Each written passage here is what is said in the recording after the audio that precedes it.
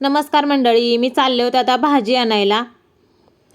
इथे खूप छान ताजी भाजी मिळते, म्हणूनच मी नेहमी इथूनच घेते। आता मला ज्या पाहिजे होत्या त्या घेऊन झालेल्या, तांदळ घेतली, टोमॅटो घेतली, मेथी घेतली, पण मी शोधत होते चाकवत।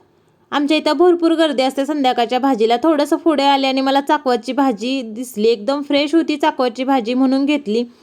घरी आले भाजी घेऊन आणि आता लागले होते नीट करायला, कारण आता वेळ तर भरपूर झालेला। म्हटलं चला पटदिशी नीट करून स्वयंपाकाला लागूया। इकडं मस्त तांदळाची भाजी नीट केली, स्वच्छ धुतली 2 पाण्यानं आणि जास्त लसूण टाकून फोडणीला टाकली। चवीपुरतं मीठ टाकलं आणि एक 10 मिनिटं भाजी झाकून ठेवली। इथं तांदळाची भाजी पण झाली आता, आणि आता राहिले होते वांग्याची भाजी करायला। थंडी तर भरपूर आहे, त्यामुळे थंडीत आपलं गरम गरम जेवणच केलेलं बरं। इकडं वांग्याची भाजी पण झाली। तुम्ही घालता का वांग्याच्या भाजीमध्ये कांदा? नक्की कमेंट करून सांगा।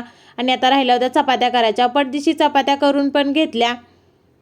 इकडं वांग्याची भाजी झाली, इकडं सगळ्या चपात्या झाल्या। म्हटलं चला पटपट जेवून घेऊया, गरम आहे तोपर्यंत। आणि आता लागले पुढच्या तयारीला, उद्याच्या टिफिनसाठी भाजी नीट करायला घेतली। व्हिडिओ आवडला असेल तर लाईक, शेअर, सबस्क्राईब करायला विसरू नका। बाय।